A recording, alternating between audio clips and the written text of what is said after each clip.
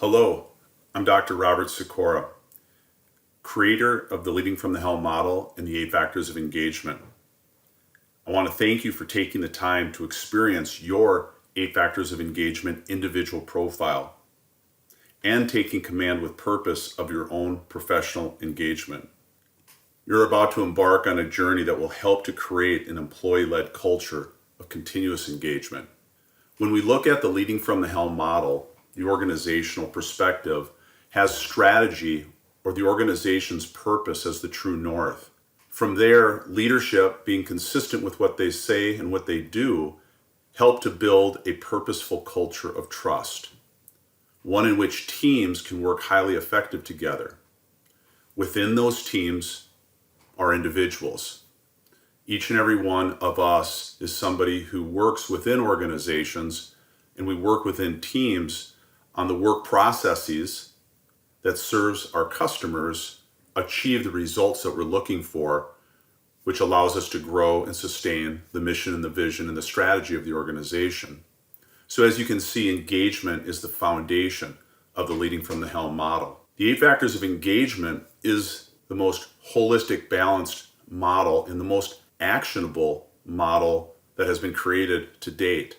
Back in 2016, we were working with a variety of different personality style models in the industry. And folks are familiar with MBTI, Myers-Briggs, DISC. All of them have at their core these 4 colors of insights for 2 or 3 of those. This became the basis for the 8 Factors of Engagement model, making the assumption that each and every one of us has all 4 color energies within us or preferences. We also have all 8 of the personality styles. We just have preferences for those as well. We are able to determine that we all have a need to have engagement within each of these 8 areas.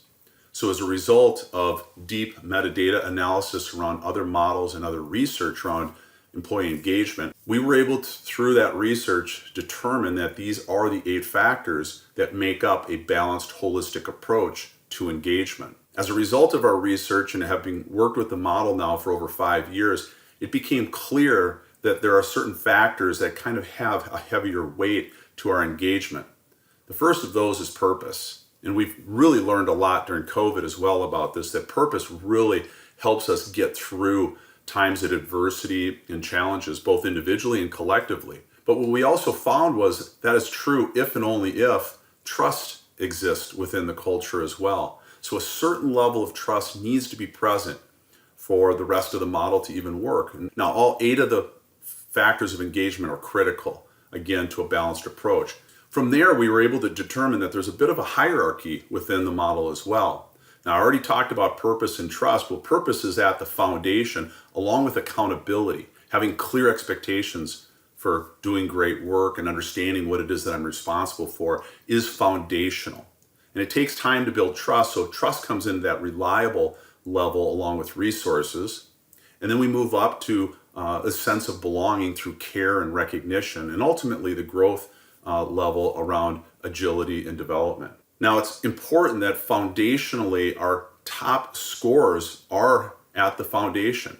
If our lowest scores are at the foundation and our highest scores are at the growth level, we would have what's called an inverted triangle. And basically, we'd be developing ourselves to potentially leave the organization that we're working for because those foundational factors aren't present, especially one of purpose, accountability, and then trust. So as we look at our scores, it's important to use the engagement pyramid as a way of prioritizing our actions that we would like to take ownership and command of our own engagement. So let's introduce you to the profile itself. Again, we're very excited to introduce the 8 Factors of Engagement individual profile. It is our understanding that this is the first time in history been offered for you at that individual level to really be able to take command with purpose of your own engagement. Table of contents there's a brief introduction around the model, much of what I've already shared with you. So let's look at an example. Here is an example of an output of an engagement hierarchy. You'll notice that there is a calculated engagement score, which is the average of all the factors, which gives a rating in a sense of where the individual's at. Because this rating is over a 4, this is an actively engaged report. If it was in the 3 range, then the individual would be more cautiously engaged. And if it was less than 3, we use the statement not engaged. The scores here for this particular report are looking pretty good. However, when we look at that foundation, accountability does stand out. It is lower. It's at a 4, which is still obviously a really good score. It's engaged, but there may be things within accountability that we'd want to look at. So both accountability and resources may be areas that we would want to start with. So let's take a look at each of the levels in the factors themselves. Foundational factors, you have a nice overview of what purpose and accountability mean. And then from there, we have the ability to look deeper into each of the statements. When we move to the reliable level, we've got resources and trust, belonging factors of recognition and care, and then ultimately the growth factors of development and agility. There's a final page that allows you to work through a summary of those reflection questions that you had, really looking at the observations and reflections of the entire profile, what ideas and options that you might have that come to mind as a result of your own engagement.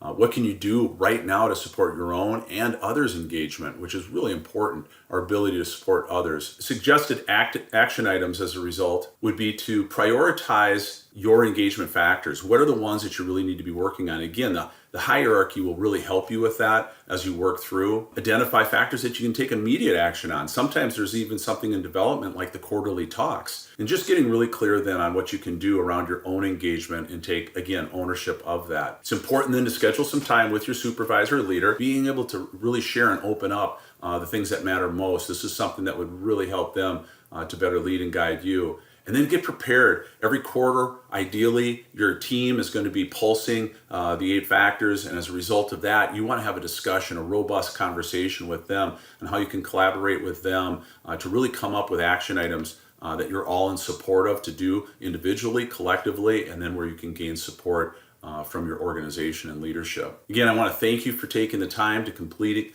your profile of engagement with the 8 factors, to take time to really take ownership of your accountability and your engagement and what it is that you can do to take action.